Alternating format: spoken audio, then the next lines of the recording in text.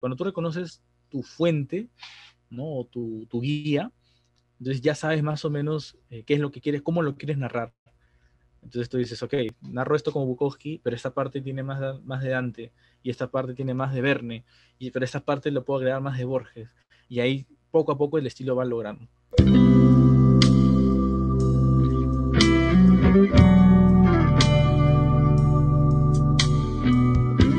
Muy buenas a todos nuestros oyentes, amigos que se toman un poco de su tiempo para escuchar este video podcast. El día de hoy tenemos un invitado especial y pues en este programa me gustaría dar conocimiento de nuevos escritores, ¿no? Es por ello que el día de hoy está conmigo un escritor que recién se está iniciando en el mundo literario, tiene un blog y además es amante total de la lectura. Me refiero a Omar Neira. En esta entrevista conversaremos un poco sobre su visión de escritor y algunos retos que ha tenido que pasar. Él es una persona que siempre le pone punche y corazón a sus escritos. Y bueno, con todo esto dicho, espero les guste la entrevista y gracias a todos los nuevos seguidores del programa. Mi nombre es José Sebastián y esto es Plática Abierta.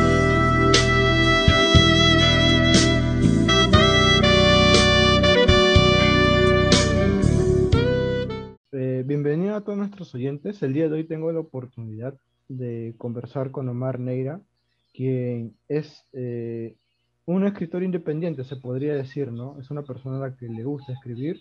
Entonces el día de hoy se ha aceptado, se ha animado a poder ayudarnos con esa entrevista. ¿Qué tal, Omar? ¿Cómo estás? Gracias por estar aquí. Estoy muy bien, con un poco de frío, pero muy bien dentro de todo. Muchas gracias, Sebas, por la invitación. Ok, Omar. Bueno, para iniciar y dar rienda suelta a esta plática, quería tocar el tema de un escritor, de cómo un escritor se desenvuelve, y más que todo en estas épocas, ¿no? Porque como sabrás, a veces el tema de la escritura no es tan conocido o tan importante, pero ya que tú fomentas esa idea de escritura, de que los nuevos escritores se formen, quisiera iniciar esta entrevista con saber cuál es el mayor reto al que te has enfrentado al momento de escribir tu primera obra, tu primer texto. Yo creo que es la constancia, ¿no? Tú eliges realmente la extensión de la obra, ¿no?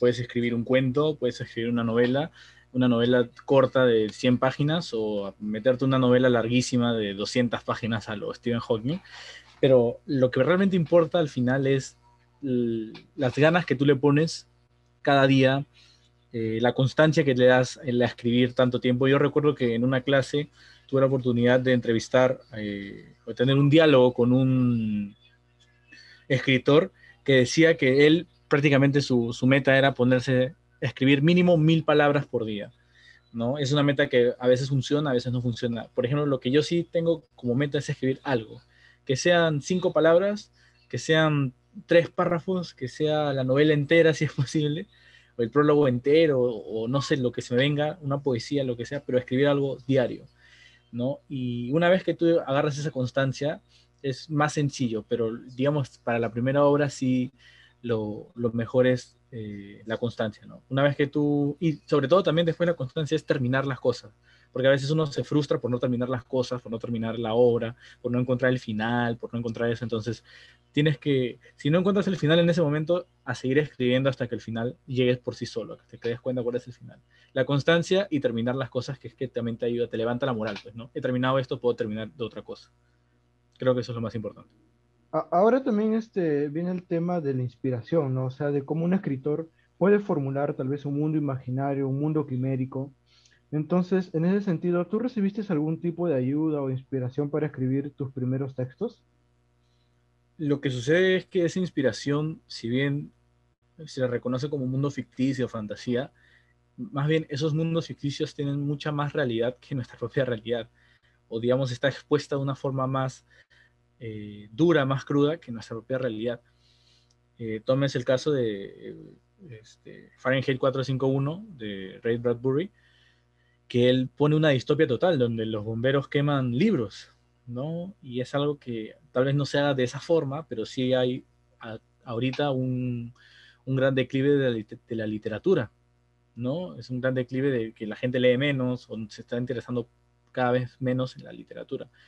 Entonces, yo creo que la inspiración es más de lo que vives, de lo que te sucede, ¿no? Yo puedo empezar a escribir, por ejemplo, sobre un mago, ¿no? Un tipo, un tributo al Señor de los Anillos. Y me puede salir bien porque es un mundo que voy escribiendo, pero dentro de ello tiene que haber algún tipo de evidencia mía, sí o sí. O sea, tiene que haber algún tipo de enseñanza, tiene que haber algún tipo de idea que haya aprendido en el camino, idea que tal vez mi abuelo me dijo en algún momento o que un profesor me dijo en algún momento. Eso es clave. Lo primero es lo más clave. Pero esa inspiración realmente es en lo que vives y cómo tú percibes las cosas, ¿no? La muerte de un familiar para ti puede ser muy devastador o también puede ser algo relajante porque en el sentido de que ese familiar sabes que ya no va a sufrir, que ya no va a tener dolencias, entonces depende de la perspectiva que tú le des a lo que vives, es la verdadera inspiración. ¿Okay? Puedo escribir sobre una nave espacial y nunca he estado en el espacio, pero más que centrarse en dónde suceden las cosas, es lo que sucede o lo que se habla en esa obra. Y eso es vivencia, y esa es la inspiración, la vivencia del autor. Algo también súper característico de los escritores es el estilo que proponen, ¿no? Por ejemplo, Borges propone un estilo súper culto, ¿no? Algo muy leído. Y también Mario Vargas Llosa también propone un Uh -huh. estilo un poco diferente, pero que son estilos propios, característicos. Cuando tú los lees, de alguna forma puedes reconocer al autor. Entonces, ¿cómo fue que tú definiste ese estilo de escritura, característico, obviamente, de tus obras? Yo recuerdo una entrevista que dio Mario Vargas Llosa, este, lo tengo en un libro que fue en Princeton, que se llama Conversación en Princeton, donde él habla o admite que no lee mucho. La verdad es que él no lee mucho porque tiende a pensar que eso mancha su estilo. Y es verdad, porque nosotros como lectores, porque yo conozco que tú también lees, solemos tratar de imitar lo que la última persona que hemos leído. Tratar de ser algo parecido, porque es lo que nos ha inspirado, decimos, ¿no? Hemos leído esta obra, me ha chocado de tanta forma, de esta forma, y por eso es que yo puedo retratar algo así, ¿no? Similar a lo que he escrito. Pero eventualmente tú ya te vas dando cuenta cuál es el estilo que vas poniendo. Es un estilo que se va haciendo, digamos, con una amalgama de todo lo que has leído. Personalmente, a mí me gusta el estilo de Bukowski, porque él es directo, él es claro, no se embrolla mucho en describir paisajes, escenarios. Él solo describe lo importante. Era una casa vieja y olía a heces, porque él usa otra palabra, ¿no? Pero él es una casa vieja y olía a heces, punto. Y es algo que, digamos, para mí fue bastante enriquecedor, porque yo sí solía enrollarme mucho en describir todo, en que todo tenga que ser claro para que el lector me entienda, pero luego yo leí y me aburría. Entonces, yo creo que la función de mi estilo es una amalgama de todo lo que he leído, por supuesto, pero en general en sí está muy, muy ligado a lo que es la crudeza de Bukowski, ¿no? Siempre trato de ser lo más crudo posible y bueno, más que nada, ya que parte de las obras que publico en mi blog son policiales relacionadas al crimen, relacionadas a lo duro, a sangre, violencia, y es algo que Bukowski pues me ayuda bastante en ello, ¿no? Ser crudo y directo a la hora de hablar las cosas. Entonces, eh, no, eso no significa que tu estilo no sea original, ¿no? Eventualmente con la amalgama de todos, porque a mí me puede gustar Bukowski, Verne y Dante Alighieri, y a otro le puede gustar también Bukowski, pero Borges y Vargas Llosa, y se crea otro estilo distinto. Entonces, pero siempre reconocer cuando tú reconoces tu fuente, ¿no? O tu guía, entonces ya sabes más o menos qué es lo que quieres, cómo lo quieres narrar. Entonces tú dices, ok, narro esto como Bukowski, pero esta parte tiene más de Dante, y esta parte tiene más de Verne, pero esta parte lo puedo agregar más de Borges. Y ahí poco a poco el estilo se va logrando. Entonces yo creo que sí, ahorita mi estilo, al menos por estos momentos, está fuertemente ligado a Bukowski.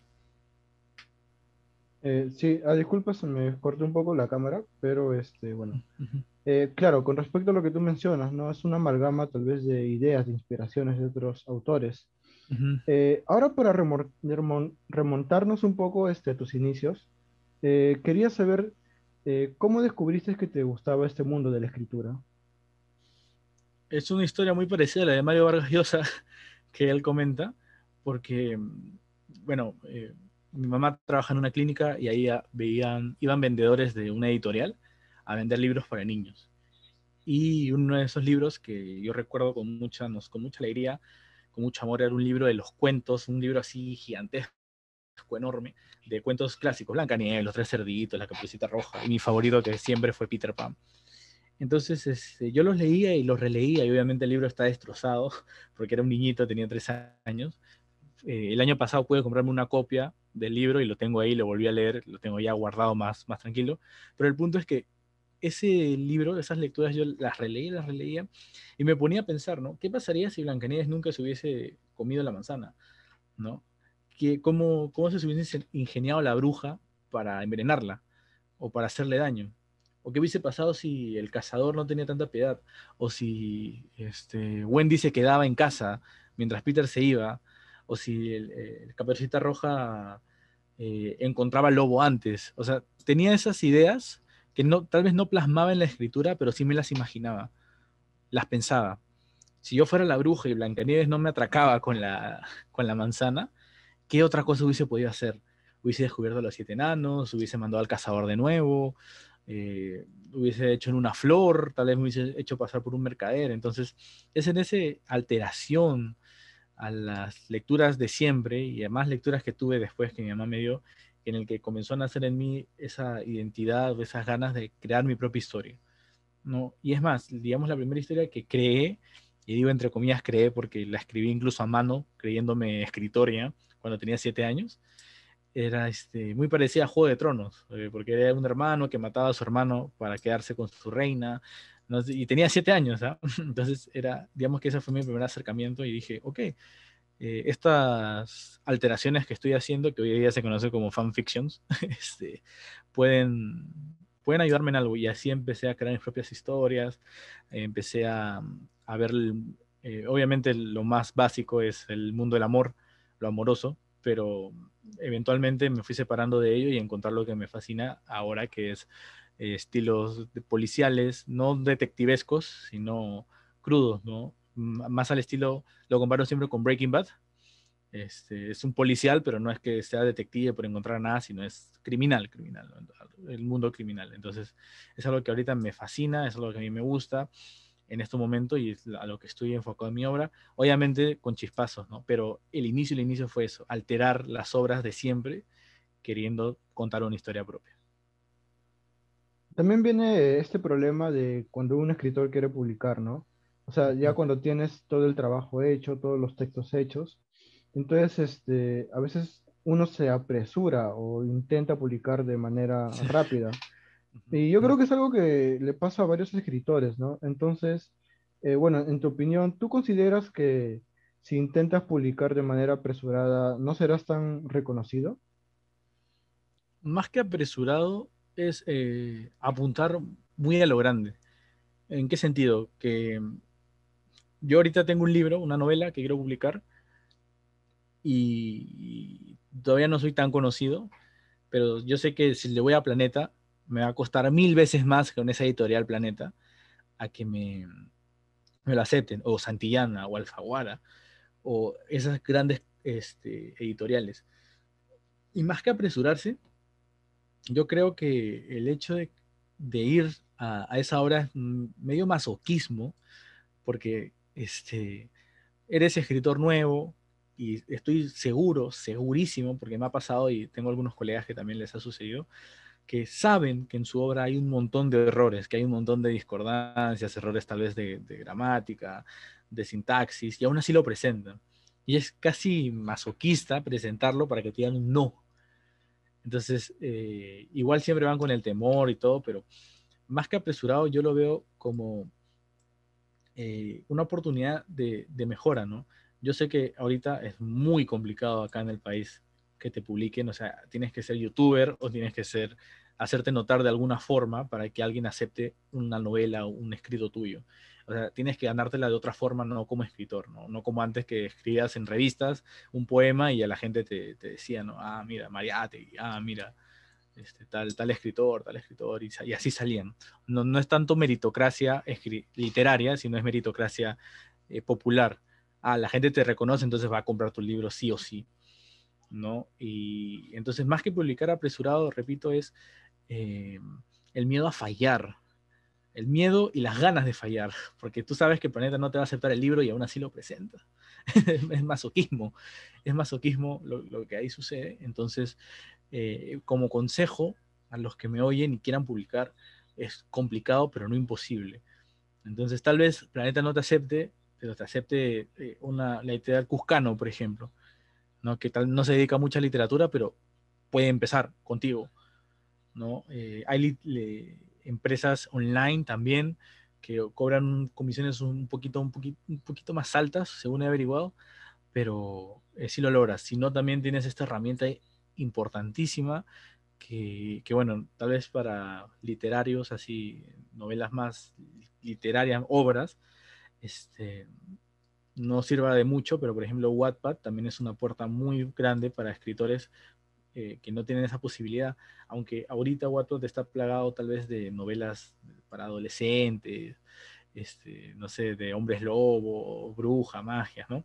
Está plagado de ello, pero sí, la gente, ha salido libros de ahí ganadores, publicados, y conozco a varios también colegas que han salido de ahí y obviamente escriben para jóvenes, escriben ese tipo de literatura, que no está mal, no está mal tener ese tipo de literatura, pero sí así como Wattpad, hay un montón también de páginas que te ofrecen ese servicio de que si tu obra es leída, es buena, empiezas. Incluso WordPress, ¿no? WordPress es la página de blogs que si eres conocido empiezas a monetizar con tu blog y quién sabe, o YouTube también, ¿no? Puedes abrir tu canal de YouTube, como has comentado que tú quieres abrir, sobre literatura, y así empezar a hacerte conocido y la gente te comenta, le gusta lo que tú dices, entonces dices, pucha, si este habla así en YouTube, saca tu libro, lo haces. Pero no rendirse. No, a la primera no te van a decir sí siempre, porque a la primera eres Omar Neira, eres José Ancajima y nadie te conoce, pues, ¿no? Al principio. Pero después ya así como mismo Queen con la primera productora que se presentaron, se van a arrepentir, pues, ¿no? De no haberte fichado. Pero el punto es no rendirse, ¿no? Un punto crítico también dentro de la escritura y de los escritores es el tema de los lectores, las personas que vayan a leer nuestros libros o nuestros futuros lectores, ¿no? Más ávidos. Ujú. Entonces, yo creo que a veces el escritor se siente un poco psicoseado por ese tema porque trata de complacer a un público. En tu caso, ¿tú qué crees que los lectores esperan de tus textos, de tus obras que escribes? Mm, am, por lo que voy escribiendo, como te digo, centrado en lo que es el mundo criminal en Perú. O sea, he escrito primero sobre mi realidad en Callao, he escrito sobre unas bandas, pandillas, he escrito sobre policías corruptos y ahorita estoy en trabajo de una novela que combina todos esos cuentos cortos que he hecho. Incluso también me aventuré en la ciencia ficción, pero siempre la criminal, ¿no? Es un ladrón espacial, de ese estilo. Eso sí no está publicado todavía, pero eventualmente lo haré. El punto es que yo creo que lo que esperan es que siga esa línea. Y ese también es un pequeño problema, ¿no? Justo hoy día estaba viendo a una youtuber que se quejaba de que ella hacía, digamos, canales de misterio, o sea, videos de misterio, y el público, cada vez que ella subía otra cosa que no era misterio, la dislikeaba, le tiraba hate, no le quería, ¿no? Entonces, creo que más que el lector espera de nosotros en el libro, espera el tema o el cuento, o espera lo que querramos de él, ¿no? Por ejemplo, Mario Vargas Llosa escribe realidad peruana, de cierta forma, ¿no? Realidad peruana, la realidad social, de cierta forma. No sería muy adecuado para él, para su público, que empiece a escribir ciencia ficción. Y eso lo estanca, o no sé si lo estanca porque creo que sí disfruta de escribir ello, pero, pero sí lo encasilla en ese mundo. Como que ahorita, imagínate que escriba que la creadora de Crepúsculo empieza a escribir realidad americana, un libro sobre política, o que el escritor de It, Stephen fue King.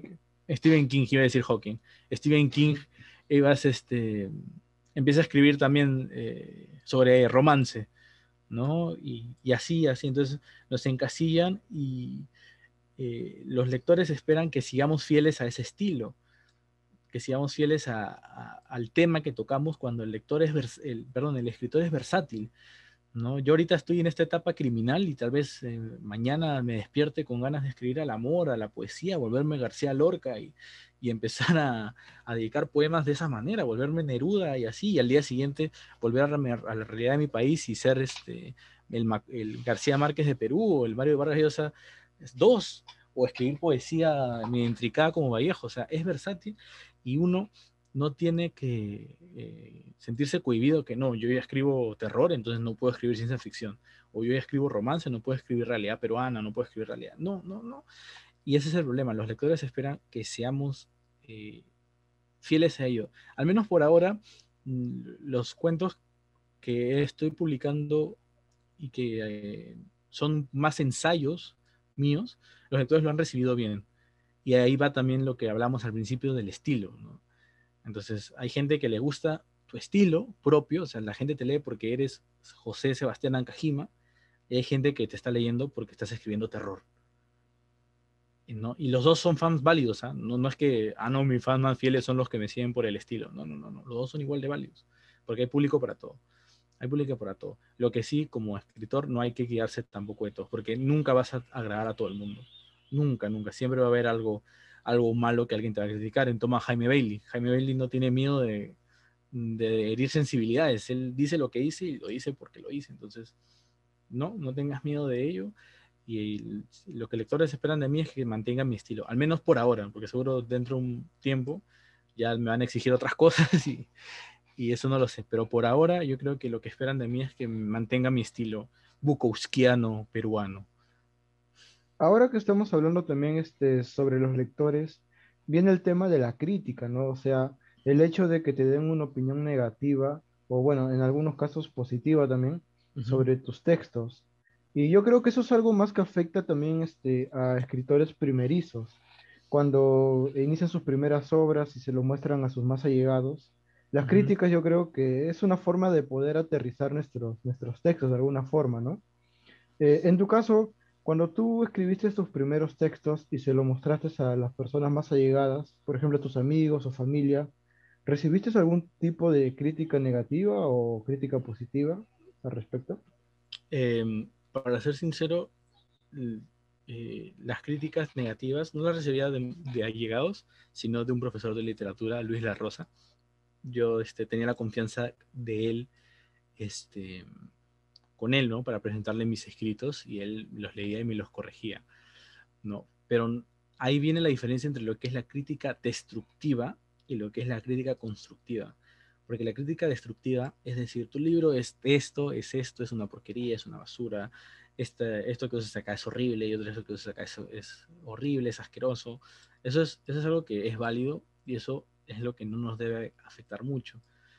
Lo que sí nos debe afectar, entre comillas, es la crítica constructiva. Al menos a mí me afecta un poquito más porque yo veo cuando alguien me dice, ¿no? De mis allegados, ahora que ya leen un poco más que antes, cuando empezaba a escribir, me dicen, oye, mira, acá hay mucho texto, o hay esta oración la puedas intercambiar, o sabes qué, quita esto, mueve lo otro. Entonces me choca, no en el sentido porque le tenga rabia a esa persona, sino porque me digo, oye, tú has podido hacer esto mejor, loco. Y eso, a la par que me choca o me molesta un poco, me motiva a ser mejor, a escribir mejor la siguiente vez, a que la siguiente situación similar que tenga en otro cuento, la escriba de esta manera. Ya no use esa técnica, sino use esta técnica. Y si me funciona esta técnica mejor que la otra, se usa bien, se usa mal. Entonces, yo al principio, como te digo, recibía los típicos, oye, qué bonito tu cuento, y era un poema. Oye, qué profundo. Y yo digo, pero estoy hablando de un plátano.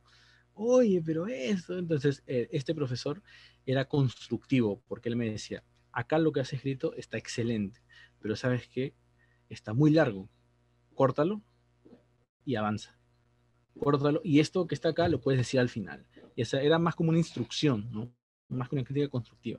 Y las críticas constructivas también de algunos lectores me dicen, ese final como que muy cantado, ese inicio muy trillado, mucho texto, lo puedes dejar así. Entonces yo entiendo eso. Eso es una crítica constructiva y de los lectores para mí, bienvenido sea. Pero con la crítica destructiva, de frente te dicen, qué mala esta obra, qué mal. Eso no les hagas caso. Con mi consejo es que si algún día tienes una crítica destructiva de quien sea, ya sea de un lector, de un seguidor o de, o de una persona llegada, no les tomes en cuenta porque lo más probable es que ni siquiera hayan terminado de leer tu obra, ni siquiera hayan terminado de leer tu cuento, tu poema, el avance de tu novela. Entonces están criticando simplemente porque tienen ganas de fastidiar, porque tienen ganas de fregarte ese momento de haber terminado. Tú solo das caso a las críticas constructivas, a las que tú sientas que puedas mejorar en ello. Y eso es lo más importante.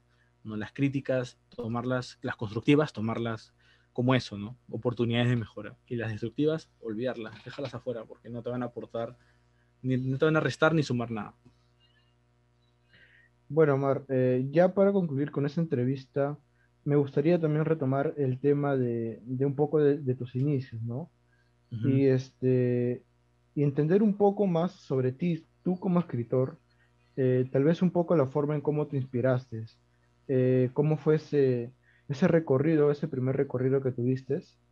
Eh, qué es lo que más te gusta a ti de escribir, del ejercicio de escribir? Yo creo que en un principio mi sueño siempre desde chiquito ha sido publicar un libro. O sea, tener un libro y que diga Omar Neira y con un nombre así bien bacán, tipo Las Mil y Una Noches, Omar Neira, cosas así, ¿no?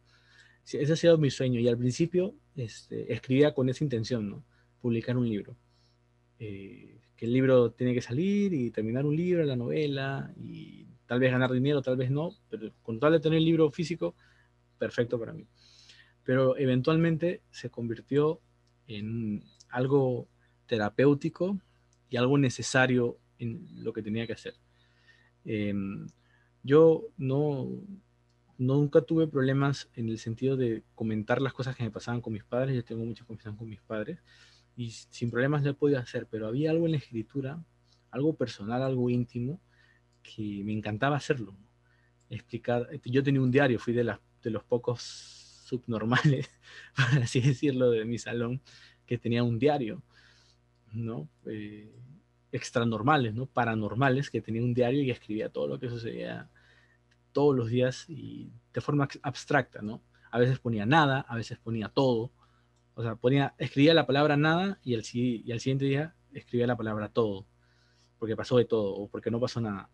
Entonces, y aún recuerdo ese primer cuento que escribí completo, tenía 9 años, era una fábula, porque se llamaba La hormiga floja, este, que trataba de una hormiguita que no quería trabajar, de las tantas hormigas trabajadoras, y un día, porque su papá dejó de trabajar, la hormiga tenía que empezar a trabajar y sufrió hasta que se dio cuenta del valor del trabajo.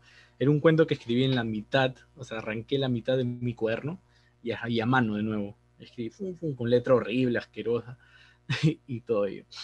Entonces, cuando yo terminé ese cuento me sentí feliz. Y todos mis amigos, incluso la profesora que se la mostré, que no es el mismo profesor, sino era la profesora de primaria, me dijeron, esto está muy bonito, esto es muy bueno, y así, y así. Entonces, eh, esa es parte de mi inicio, ¿no? Empezó como querer escribir un libro, querer ser conocido tal vez por ese libro que he escrito, sea bueno, sea malo, no sé, pero ahora es algo catártico y lo del libro, si viene, viene, pues, ¿no? Y si no viene, pues tengo este medio que es el blog que estoy utilizando, tengo seguidores, ¿no? Tal vez pocos comparados a los youtubers, ¿no? Pero sí son fieles, entonces eso para mí es importantísimo, ¿no? Todavía tengo el sueño del libro físico, tenerlo y autografiarlo para mí mismo, si siquiera, pero sí, ahora es algo necesario, esa evolución de ser algo, eh, ¿cómo llamarlo? De querer escribir por algo codicioso, tal vez monetario, egoísta, que es ser famoso por escribir un libro, a ser algo completamente necesario y útil para mi vida. Y, y espero también que sea útil para la vida de otros, ¿no? Que se entretengan un rato de tanta pandemia, que se entretengan un rato, que se identifiquen con tal personaje, o que les guste lo que yo escriba y se tomen la molestia de leerlo. Entonces, eso ahorita es la evolución, ¿no? fue algo físico, querer tener el libro físico y ser famoso, a escribir por necesidad. Bueno, Omar, gracias por la entrevista, en verdad. Me gustaron bastante algunas frases que dijiste y que resalto bastante. Y pues nada, a todos nuestros oyentes, gracias por estar aquí. Gracias a Omar principalmente por aceptar esta entrevista. Y pues espero que les haya gustado. Un gusto tenerte aquí, Omar. Muchas gracias. No, Sebas, el gusto es mío. Muchas gracias. Qué bueno que existan estos espacios para aprender un poquito más del tema. Gracias a ti, de verdad es un honor. Ok, ok, cuídate, Omar. Gracias, chao.